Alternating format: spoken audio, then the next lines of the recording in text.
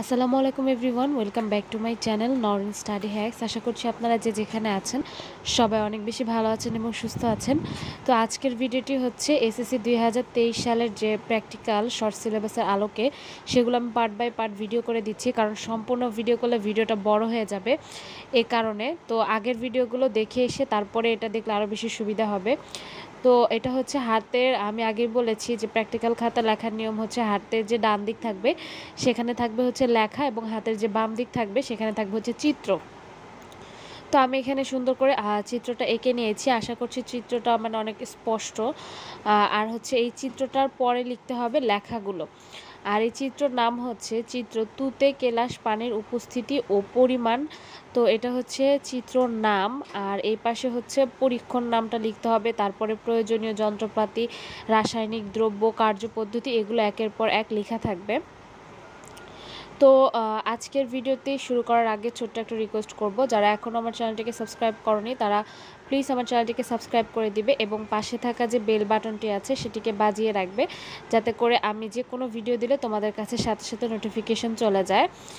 আর ভিডিওটি ভালো লেগে থাকলে তো অবশ্যই একটা লাইক করতে ভুলবে না। তো এই ছিল হচ্ছে আজকের যে প্র্যাকটিক্যাল সেটার চিত্র।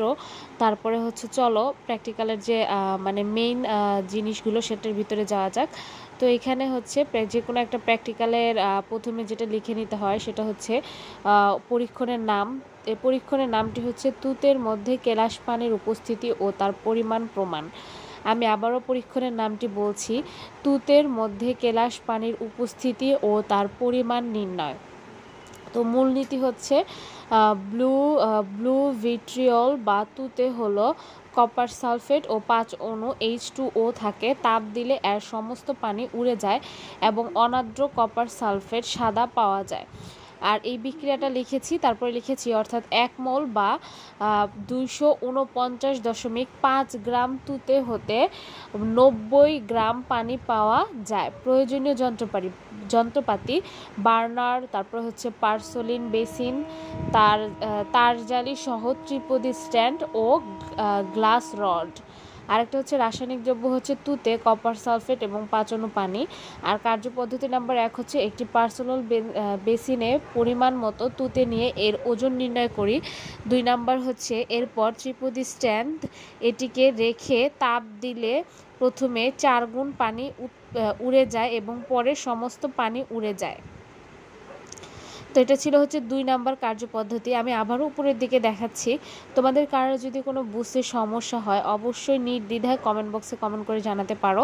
আমি সবগুলো কমেন্টে রিপ্লাই করার চেষ্টা করি, ইনশাল্লাহ আমি করে যাব। তো এখানে তোমরা যদি আরেকটু ভালো করে মনোযোগ দাও তাহলে দেখতে পাবে যে আমার ভিডিওগুলো কিন্তু খুবই স্পষ্ট এবং আমি প্রত্যেকটা ভিডিওতেই আমি হচ্ছে মুখে বলে দিই যে এখানে কি কি হচ্ছে।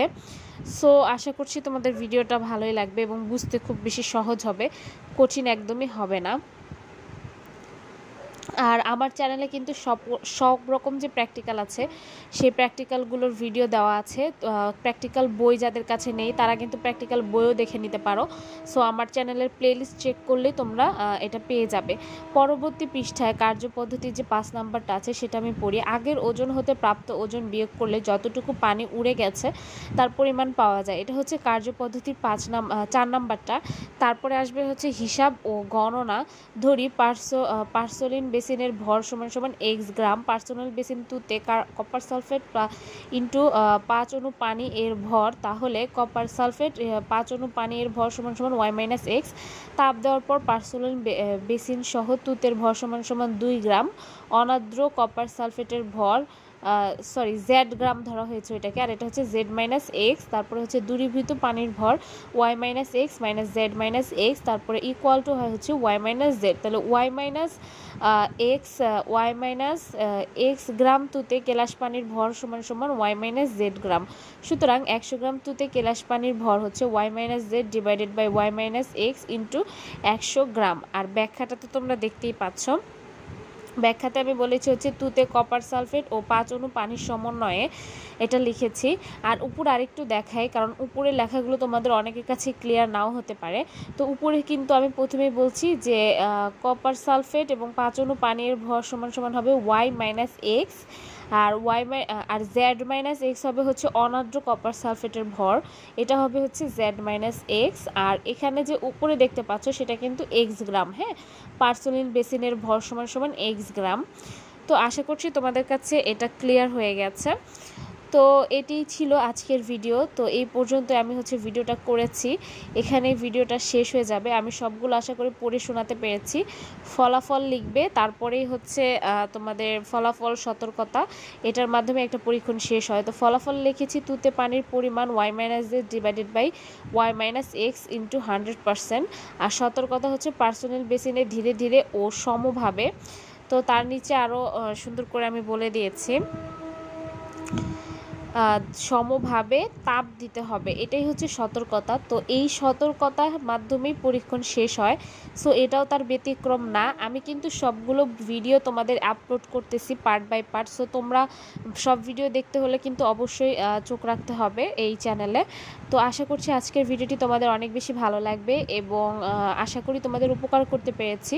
সো একটা লাইক করতে কেউ ভুলবে না। আল্লাহ হাফেজ।